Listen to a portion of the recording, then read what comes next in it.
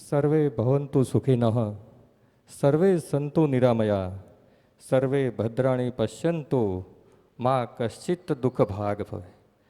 બધા જ નિરોગી થાય, બધા જ રોગમુક્ત થાય, બધા જ સુખી થાય એવા શુભ આશયથી સાવલિયા પરિવાર કાળુભાઈ સાવલિયાએ શિબિરનું આયોજન કર્યું છે. તો પહેલાં તો એમનો ખૂબ ખૂબ આભાર. એમનો વિડીયો હમણાં એક વ્યક્તિએ અપલોડ કરી દીધો પૂછીને, રજા લઈને. તો એક અઠવાડિયાની અંદર 13.5 લાખ લોકોએ જોઈ લીધો.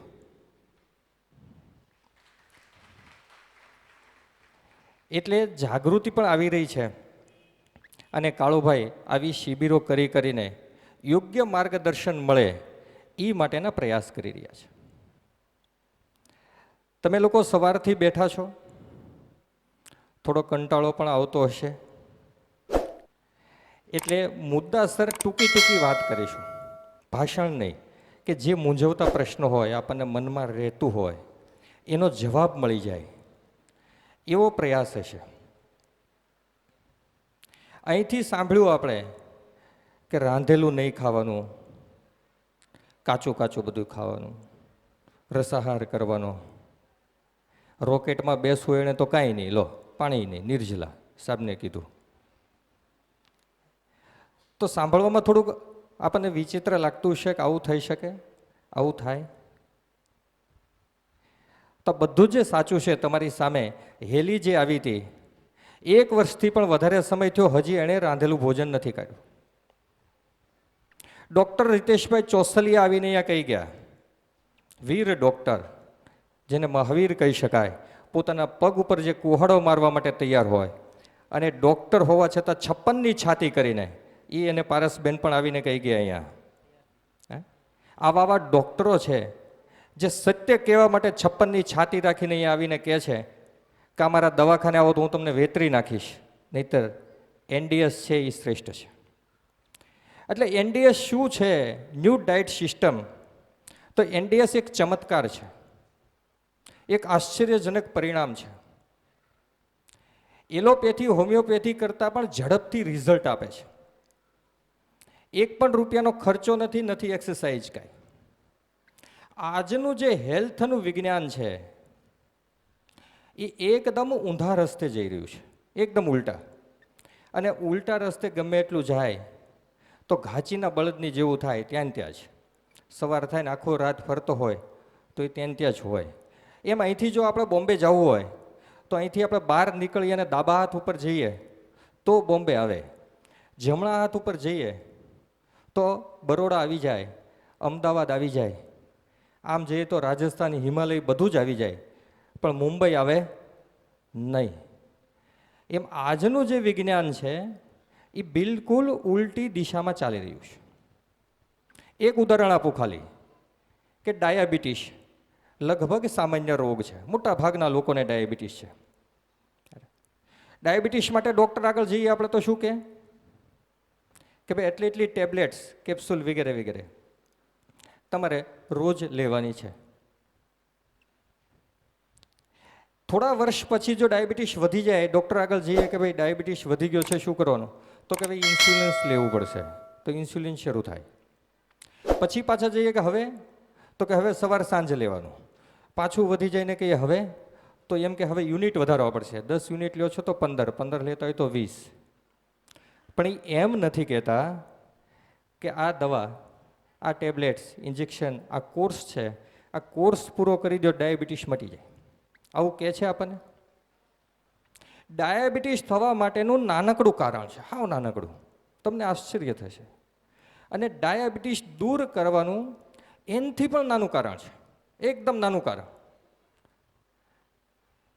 આટલા અમથા કારણ માટે આખી જિંદગી આજનું જે સાયન્સ છે એ આપણને ટેબ્લેટ્સ, કેપ્સ્યુલ, ઇન્જેક્શનો ખવડાવે છે.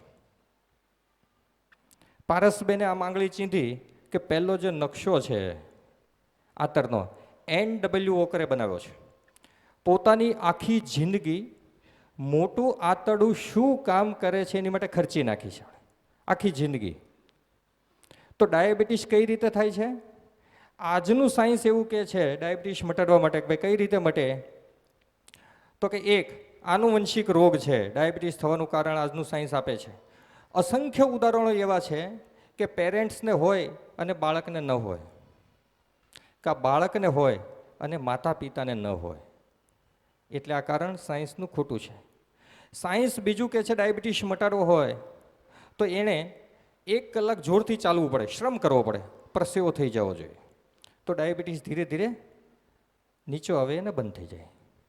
ભારત અને વિશ્વના અસંખ્ય ખેડૂતો અને મજૂરો રોજ 2 વખત પરસેવે સ્નાન કરે છે. ખાલી પરસેવો વળતો નથી, પરસેવે સ્નાન કરે છે, એટલો બધો પરસીનો થઈ જાય છે. એમાંથી પણ બહુ બધા લોકોને ડાયાબિટીસ છે. એનો અર્થ કે શ્રમ કરવાથી પણ ડાયાબિટીસ જતું નથી. એટલે કારણ ખોટું. આજનું સાયન્સ ત્રીજું કારણ આપે છે કે જેને બેઠાડું જીવન હોય એને ડાયાબિટીસની સંભાવનાઓ વધે છે, ખૂબ હોય છે. અસંખ્ય ઉદાહરણો એવા છે જે શેઠિયાઓ છે, સુખડિયાઓ છે, જેનો બેસવાનો વ્યવસાય છે, એમાંથી પણ ઘણા બધાને ડાયાબિટીસ છે. અને બહુ બધા લોકોને ડાયાબિટીસ નથી. તો એનો અર્થ એવો છે કે બેઠાડું જીવન હોય તો ફરજિયાત ડાયાબિટીસ થાય એવું હોતું નથી. તો ડાયાબિટીસ કઈ રીતે થાય?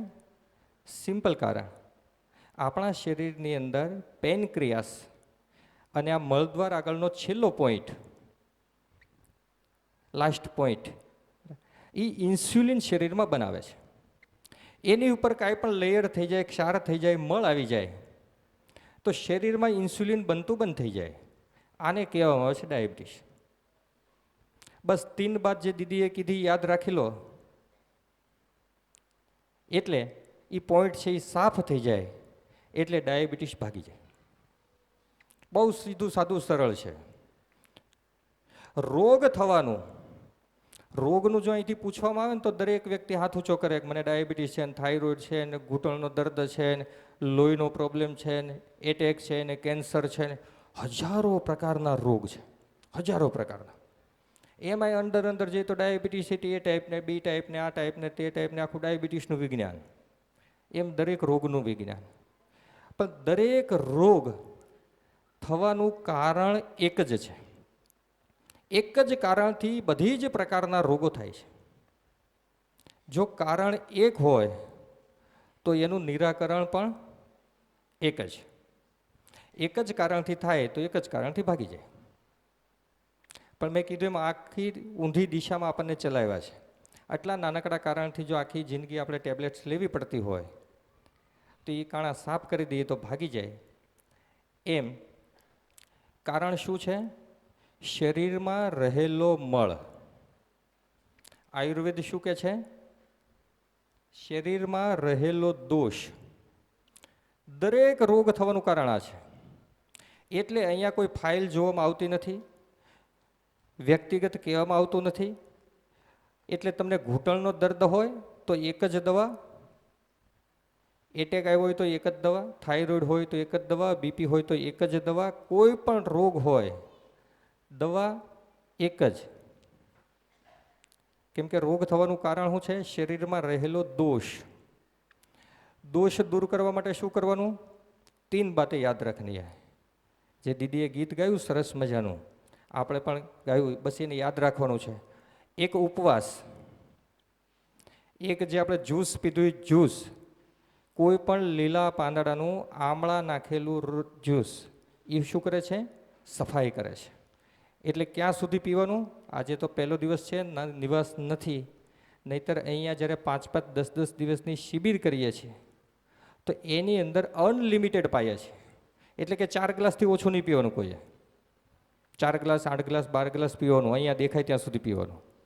શું કામ? શરીરની સફાઈ માટે અગત્યનું છે.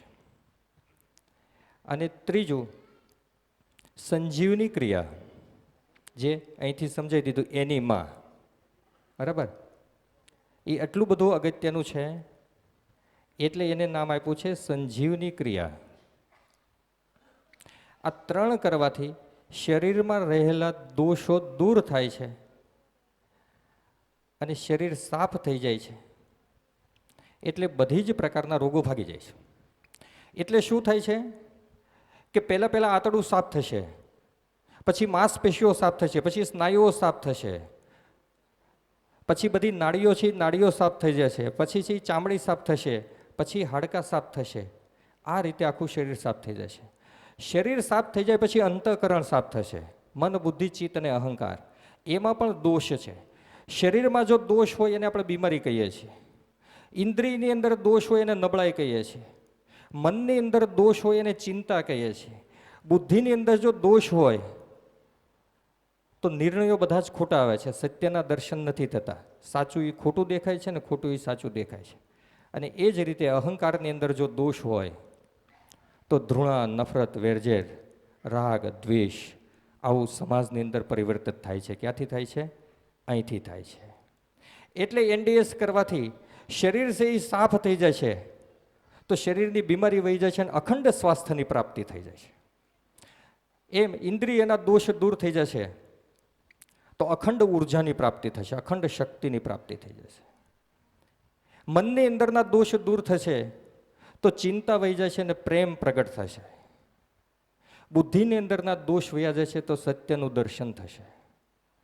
અહંકારની અંદરના દોષ વયા જાય તો પ્રેમ, સ્નેહ, કરુણા, આત્મીયતા, ભાઈચારો, જેને આપણે રામ રાજ્ય કહીએ છીએ, એ રામ રાજ્યની સ્થાપના થઈ જાય.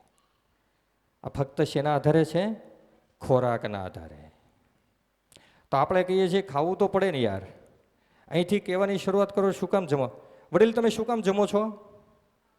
જોરથી. શરીરની ઉર્જા. 5 દિવસ તમે ભોજન ન કરો તો 6થા દિવસથી ભૂખ લાગતી નથી. એટલે ભૂખ લાગે છે એટલે જમીએ છીએ, આ ખોટું છે. જમીએ છીએ એટલે ભૂખ લાગે છે, સમજી લ્યો.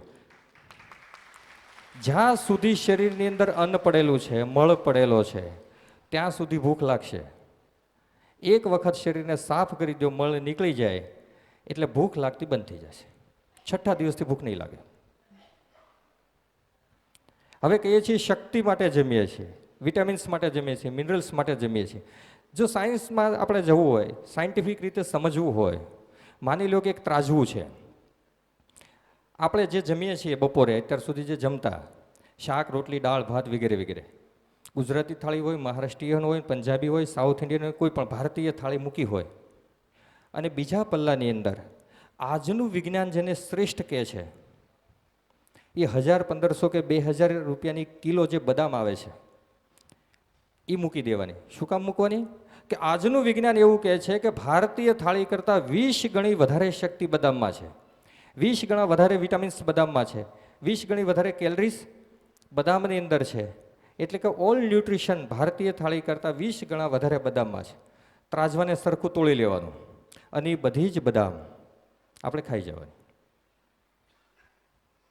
બીજા જ ટકથી તમને ભૂખ લાગશે. હવે જો તમે શક્તિ માટે, ઉર્જા માટે ભોજન કરતા હો તો 20 ગણી શક્તિ બદામ સ્વરૂપે તમારા શરીરમાં આવી ચૂકી છે. તો તમને 20% સુધી ભૂખ ન લાગવી જોઈએ. જો તમે વિટામિન્સ માટે જમતા હો, કેલરીઝ માટે જમતા હો, મિનરલ્સ માટે જમતા હો, ન્યુટ્રિશન માટે જમતા હો, તો 20 ગણી કેલરીઝ બદામ સ્વરૂપે તમારા શરીરમાં આવી ગઈ છે. તો 20% સુધી ભૂખ ન લાગવી જોઈએ. શું કામ લાગે છે? ધીસ ઇઝ વ્યસન. પાન, માવો, બીડી, તમાકુ, અફીણ, ગાંજા, ચરસ, હેરોઇન, ડ્રગ્સ આ બધા નાના નાના વ્યસનો છે. સૌથી મોટામાં મોટું જો કોઈ વ્યસન હોય તો એનું નામ છે ભોજન. જન્મ્યા ત્યારથી પેઢી દર પેઢીથી જન્મ જન્માંતરથી કરતા આવ્યા છીએ. એટલે એક એવી ઊંડા સંસ્કાર પડી ગયા છે જમવાના, એ સૌથી મોટું વ્યસન છે. બસ એ વ્યસનને એક વખત છોડી દો એટલે બંધ થઈ જશે. એટલે જેણે આ પ્રથા આપી છે, પૂજ્ય ચૌહાણ સાહેબ કહે છે કે આખી સૃષ્ટિની અંદર 84 લાખ યોની ભગવાને બનાવી છે, કોઈ બીમાર પડતું નથી. સસલાને એટેક આવ્યો એવું સાંભળ્યું આપણે કોઈ? ખીચકોલીને સ્કિન પ્રોબ્લેમ થયો? મચ્છરને કેન્સર થયું? આટલા બધા ઠેકડા મારે છે, વાંદરાના કોઈ તો ગોઠણ દુખ્યા? આખી સૃષ્ટિમાં કોઈને કંઈ થતું નથી ને શું કામ મનુષ્યને થાય? તો કે મનુષ્યએ જે ભૂલ કરી છે એ ભૂલ જો સુધારી લેવામાં આવે તો આપણે પણ નિરોગી થઈ જઈએ. જેનો જે ખોરાક છે એ એણે ખાવો જોઈએ. દાણા જે છે, દાણા, જાર, બાજરો, અનાજ જે કહીએ છીએ આપણે, એ કોનો ખોરાક છે? પક્ષીઓનો ખોરાક છે. ઘાસ છે એ કોનો ખોરાક છે? પશુઓનો ખોરાક છે. માંસ છે એ કોનો ખોરાક છે? પ્રાણીઓનો ખોરાક છે. એ બધા જ પોતાનો ખોરાક ખાય છે એટલે બીમાર નથી. મનુષ્ય બીમાર હોય, એણે પાળેલું કૂતરું બીમાર હોય, એણે પાળેલી ગાય બીમાર હોય, જંગલમાં હોય એ બીમાર ન હોય. કેમ કે આપણી ટેવ ખરાબ છે, એમ આપણી સાથે જે આવે છે એની બધાની ટેવ ખરાબ પાડી દઈએ છીએ. આપણે કહીએ છીએ પહેલી જ રોટલી ગાયને આપવી જોઈએ. કથા ત્યાંથી શરૂ થાય. અરે એ ગાયનો ખોરાક છે કે? કોણે કીધું રોટલી ગાયનો ખોરાક છે? ગાયનો ખોરાક ઘાસ છે, ઘાસ આપવું જોઈએ એને. રોટલી આપો એટલે બીમાર પડવાનું શરૂ થાય. એટલે તો આપણી ગાય બીમાર છે, જંગલની બીમાર નથી. એટલે મનુષ્યનો ખોરાક ગીતાની અંદર, ભગવદ્ ગીતાની અંદર ભગવાન શ્રી કૃષ્ણ કહે છે પત્રમ પુષ્પમ ફલમ તોયમ. પાંદડા, ફૂલ, ફળ અને જળ છે. આ ચાર વસ્તુ ભગવાન કહે છે હું પચાવું છું. એટલે આગળના શ્લોકમાં ભગવાન કહે છે વૃક્ષની જગ્યાએ હું પીપળો છું, વૃક્ષની અંદર. એમ મનુષ્યના શરીરમાં જઠરાગ્નિ સ્વરૂપે હું છું. ભગવાન ક્યાં બેઠા છે? અંદર બેઠા છે. એટલે એણે શું કીધું? મને ચાર વસ્તુ તું અર્પણ કર, પત્રમ પુષ્પમ ફલમ તોયમ, આ સિવાય નહીં. જો આપણે એનો અનાદર કરીએ, આ સિવાયની વસ્તુ અંદર નાખીએ તો જ બીમારી આવે, નહીંતર બીમારી આવે નહીં. પણ અંદર બેઠા બેઠા આપણા માથું ખંજોળતા શું કહીએ ખબર? તમારી વાત સાચી, પણ ભાવવું જોવે ને. કઈ રોજ કાકડી કેમ ખાવી? કોબીના બટકા તમે કહો ને ખાવા મોઢો, તો એમાં કઈ સ્વાદ હોવો જોઈએ ને. ઓલું તો પીઝા, ભજીયા, અલગ અલગ શાક, પાણીપુરી, પંજાબી, ઢોસા હોય સાઉથ ઇન્ડિયન, તો એ બધા ટેસ્ટી વસ્તુ છે. તો એક વસ્તુ ધ્યાનમાં રાખો, સ્વાદ જેવું કંઈ હોતું જ નથી. ખોટો ભ્રમ છે મગજની અંદરનો. સ્વાદ જેવું કાંઈ ન હોય. ગુજરાતી લોકો છે એ સાઉથમાં ફરવા જાય તો શું ગોતે? પહેલું જ અરે શું ગોતે? ગુજરાતી થાળી ક્યાં મળશે, કે કઢી ખીચડી ક્યાં મળશે? હવે આપણને તો એનું ટેસ્ટી ભાવતું નથી. સાઉથ ઇન્ડિયન લોકો છે એ પંજાબમાં ફરવા જાય તો શું ગોતે? કે ઢોસા ક્યાં મળે, ઈડલી ક્યાં મળે? શું કામ? કે એને એનો ટેસ્ટ છે. એટલે પંજાબી લોકોને ગુજરાતી ભાવતું નથી, ગુજરાતીવાળાને મહારાષ્ટ્રીયન ભાવતું નથી, મહારાષ્ટ્રવાળાને સાઉથનું ભાવતું નથી, કોઈને કોઈનું ભાવતું જ નથી. બધા જ પ્રાંતનો ખોરાક અલગ અલગ છે. એટલે ટેસ્ટ શું છે? જેનો નિયમિત રીતે સેવન કરવામાં આવે એ ટેસ્ટ બની જાય, બીજું કંઈ હોતું નથી. એટલે આની અંદર જ્યારે ભાવથી તમે ખાશો, ભાવથી જ્યારે રસ પીશો અને જ્યારે ખાતા હશો, તો કાકડી જ્યારે તમે ખાતા હશો તો એટલો સ્વાદ આવશે કે તમે લાડવા ખાઓ છો. એ જ રીતે કોબી ખાતા હશો તો એટલો સ્વાદ આવશે કે તમે પીઝા ખાઓ છો. આ ગપ્પા નથી. આની અંદર જે શિબિર કરેલા છે, જે અનુભવી છે સાધકોને, કોઈ પણ પૂછવાની છૂટી. હેલી અહીંયા આવી તેણે કીધું 1 વર્ષથી વધારે સમયથી કાચું ભોજન લે છે, એને પૂછો ભાવે છે કે નથી ભાવતું. શરીરની ખાલી ટેવ બદલી નાખો એટલે ભાવવાનું શરૂ થઈ જાય છે. એટલો આનંદ આવશે. કેમ કે પરમાત્મા શું મૂર્ખ છે? તો તે ભજીયાનો ઉગાડી વખત કેરી ઉગાડી, એને બોર ઉગાડ્યા છે, તો ત્યાં પાણીપુરી ટીંગાતી હોત. પરમાત્માને જ્યારથી આપણે મૂર્ખ સમજવાની શરૂઆત કરી ત્યારથી આ બધી જ તકલીફો છે એ શરૂ થઈ. પરમાત્માને સમજીએ અને દ્રષ્ટિ કરીએ આપણે સૃષ્ટિની અંદર, તો આપણને બધું જ સમજાય છે. એટલે માનસિક અસર પણ દૂર થઈ જાય. શારીરિક રીતેના ફાયદા તો આપણે જોઈએ કે આ બધા જ દૂર થઈ ગયા, પણ માનસિક સી દૂર કઈ રીતે થાય? તો વાત, પિત્ત અને કફ 3 વસ્તુ શરીરમાં હોય છે. એ સમતોલ હોય, પણ જો એ વધઘટ થાય તો જ રોગ આવે, નહીંતર દુનિયાનો એક પણ રોગ ન આવી શકે. માનો કે કફને લઈએ આપણે, કફ જો વધી જાય તો બહેનોને ખબર હોય છે. હવે માનસિક કહું છું, માનસિક કેટલી અસર થાય છે આહારની, એની વાત કરી રહ્યો છું. જો એ કફ વધી જાય તો એ બાળક હોય ચીડિયું થવા મળે, માનસિક ફેરફાર થાય, ચીડિયું થવા મળે. એ કફ જો વધી જાય તો બાળક છે એ ક્રોધી થવા મળે. એ કફ જો વધી જાય તો તોડફોડ બધી શરૂ કરી દે ઘરમાં. અને એનાથી વધારે જો કફ વધી જાય તો જ્યાં સુધી લોહી ન જોવે, કાં સામેવાળાના માથા ન ફોડે, કાં પોતાના માથા ન ફોડે, ત્યાં સુધી કફ શાંત ન થાય. રાજીવ દીક્ષિત 2007ની સાલમાં જ્યારે અમેરિકા ગયા તો એને મોટું આશ્ચર્ય થયું કે 30 લાખ બાળકો કે જેની ઉંમર 14 વર્ષથી નાની હતી એવા જેલમાં હતા. એટલે એને આશ્ચર્યથી પૂછ્યું, ભાઈ કેમ, વાય?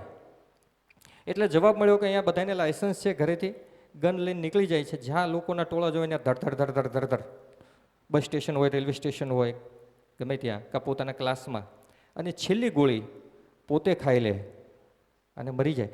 એમાંથી જે જીવી ગયા છે એવા 30 લાખ બાળકો જેલમાં છે.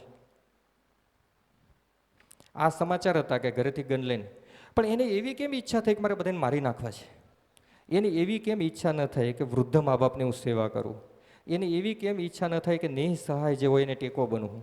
એની એવી ઈચ્છા કેમ નહીં થાય કે હું વૃક્ષ વાવેતર કરું? એની એવી ઈચ્છા શું કામ થાય બીજાને મારવાની, તોડવાની, મારી નાખવા સુધી? તો આયુર્વેદ એવું કહે છે, કેમ કે રાજીવ દીક્ષિતને ધ્યાનમાં આવી ગયું કે બ્રેડ બટર અને પાવનો ખોરાક છે, ઠંડો પ્રદેશ છે, એટલે આ બધું જ થઈ રહ્યું છે, કફજન્ય રોગોનું પ્રમાણ વધી ગયું છે.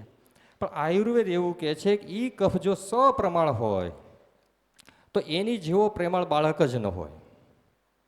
એ પોતાને પ્રેમ કરતો હોય, મા બાપને પ્રેમ કરતો હોય, વૃક્ષો સાથે વાતો કરતો હોય, સોસાયટી શેરી કે ગામના છેવડે જોઈ આવે એ કોઈ ભૂખ્યું સૂતું તો નથી ને, આવી સંવેદના જાગી જાય.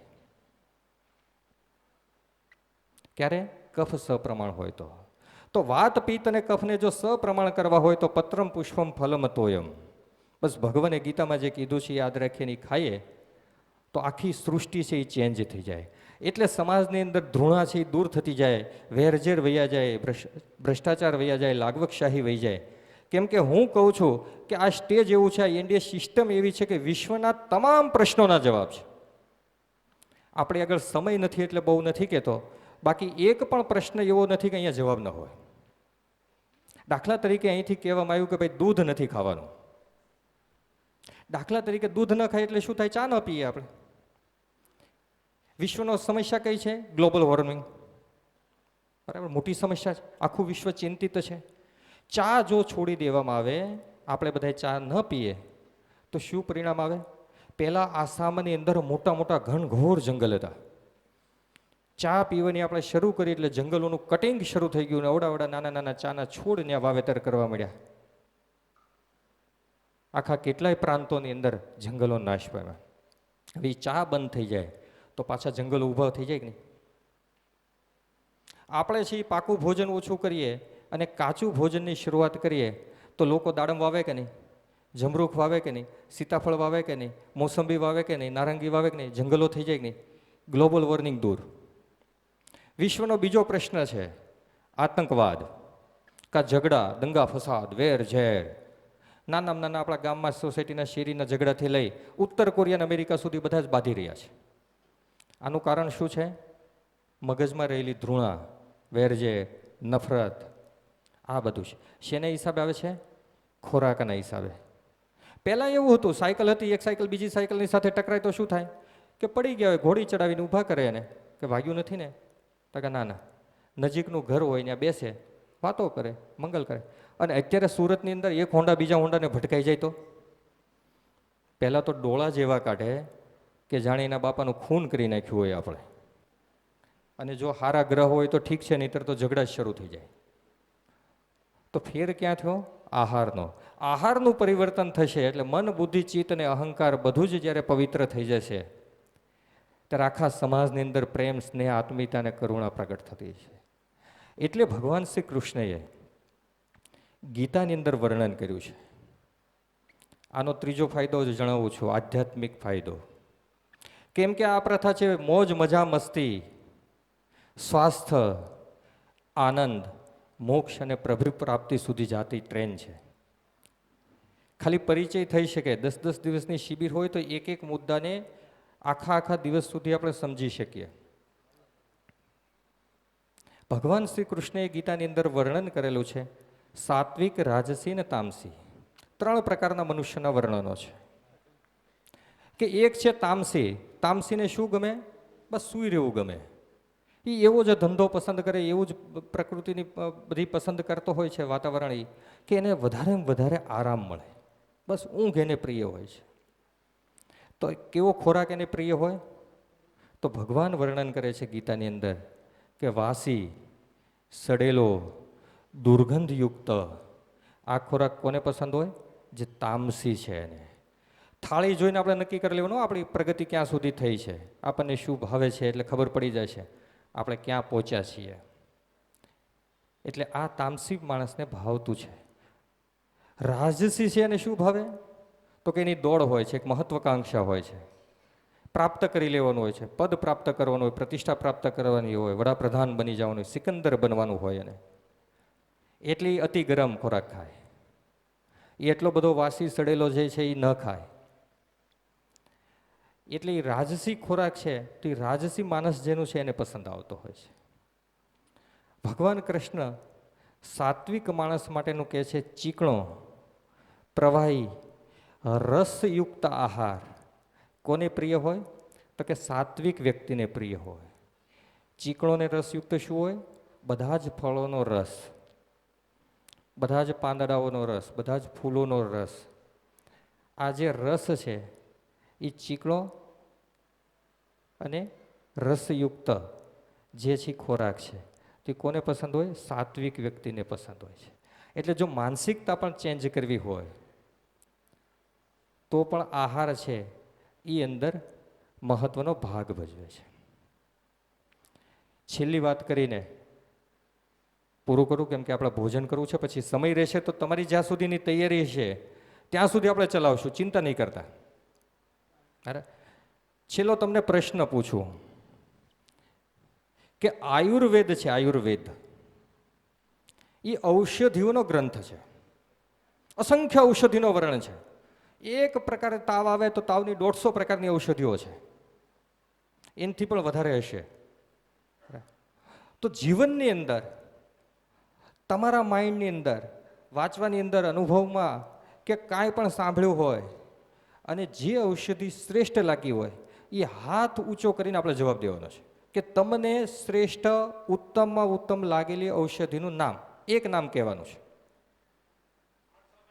હાડ સાંકળી, ગળો, અડુસી, ગિલોય, આમળા, સરગવો,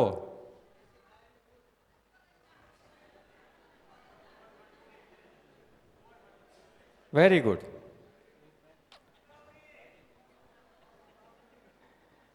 પ્રત્યેક વ્યક્તિ આગળ જવાબ છે ટૂંકમાં, બરાબર.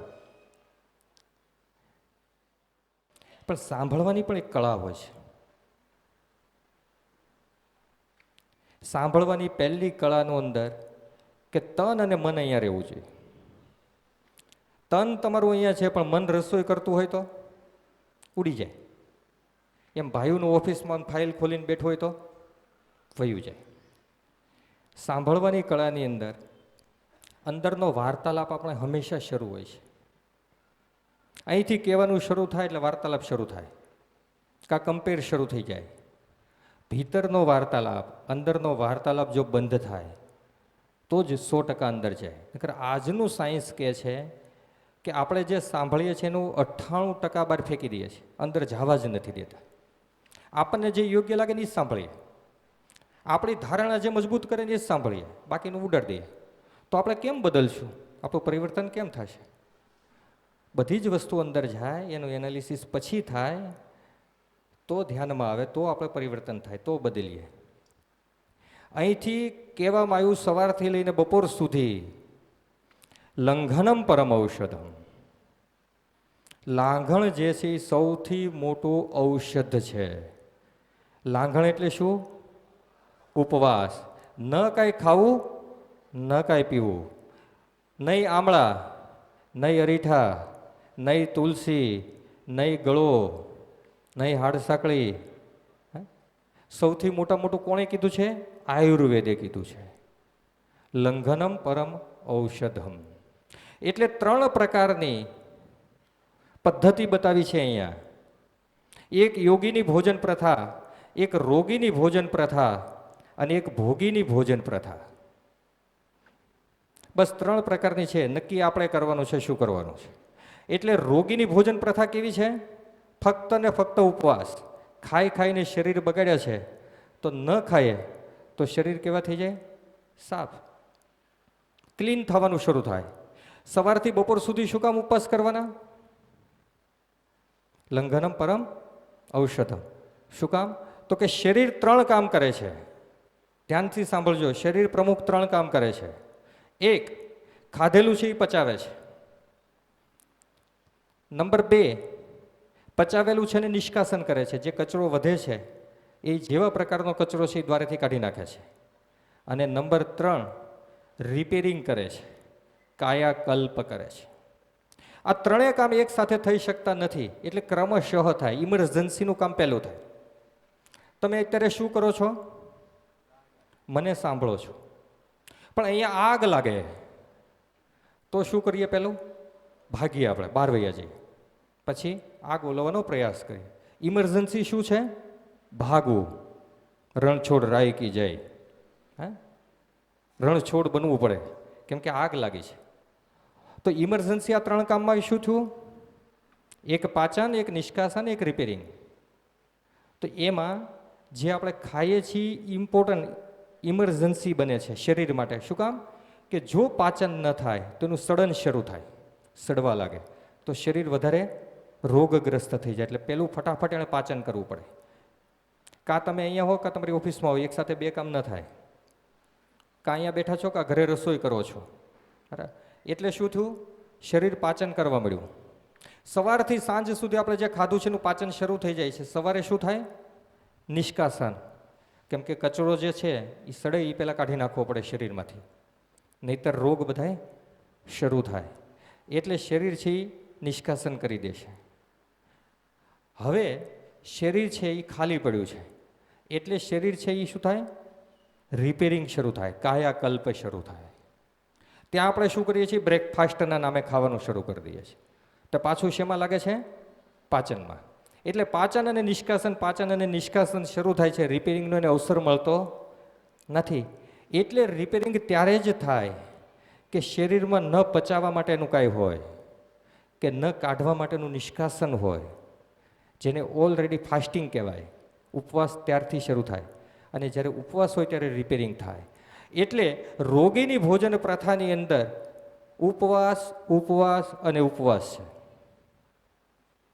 ફક્ત ને ફક્ત ઉપવાસ. ન રહી શકાય ત્યારે એણે રસાહાર કરવાનો છે.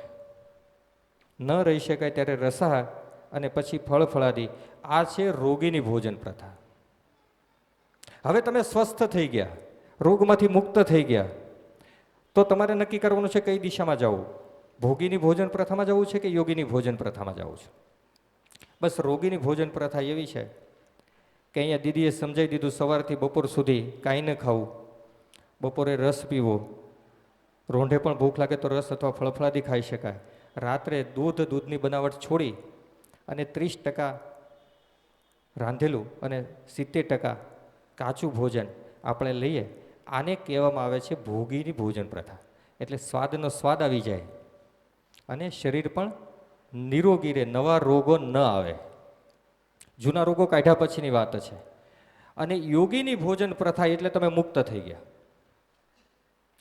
આખી સૃષ્ટિની અંદર ક્યાંય તમે નિયમ જોયો કે એટલાથી એટલા વાગ્યા સુધી નહીં ખાવાનું, કે એનીમાં ફરજિયાત લેવાનો, કે આવું કરવાનું? આખી સૃષ્ટિની અંદર ભૂખ લાગે એટલે ખાઈ લેવાનું, ઊંઘ આવે એટલે સૂઈ જવાનું. આખી સૃષ્ટિનો નિયમ છે. તો જ્યારે તમે પ્રાકૃતિક ભોજન કરતા હશો, પત્રમ પુષ્પમ ફલમ તોયમ, ચૂલો બંધ છે, તો તમારી માટે પછી કોઈ ટાઈમ ટેબલ નથી. તમે મુક્ત થઈ ગયા, પક્ષીઓની જેમ હવામાં ઉડતા થઈ ગયા. નિશ્ચિંત થઈ ગયા, જિંદગીભર કોઈ રોગ નહીં આવે. તાવને પણ આવવું હોય તો તમને પૂછીને આવવું પડશે. એક થોડલીને પણ થવું હોય તમારા શરીરમાં તો પૂછીને આવવું પડે, હું આવું. આ છે યોગીની ભોજન પ્રથા. સમજાઈ ગયું બધાને? બરાબર. બરાબર. ડાયાબિટીસ માટે શું કરવાનું? જોરથી સહેજ આ મગજમાં નાખવાનું છે. ડાયાબિટીસ માટે જોરથી. ડાયાબિટીસ માટે હજી અવાજ નથી બરાબર. ડાયાબિટીસ માટે, થાઇરોઇડ માટે, ગોઠણના દર્દ માટે, ચામડીના રોગો માટે, વાળ ખરતા હોય તો, લોહીની સમસ્યા હોય તો, એટેક આવ્યો હોય તો, કેન્સર થયું હોય તો, સારી સંતતિ જોતી હોય તો, સારું મૃત્યુ જોતું હોય તો, લંઘનમ પરમ ઔષધ. અસ્તુ. વંદે માતરમ.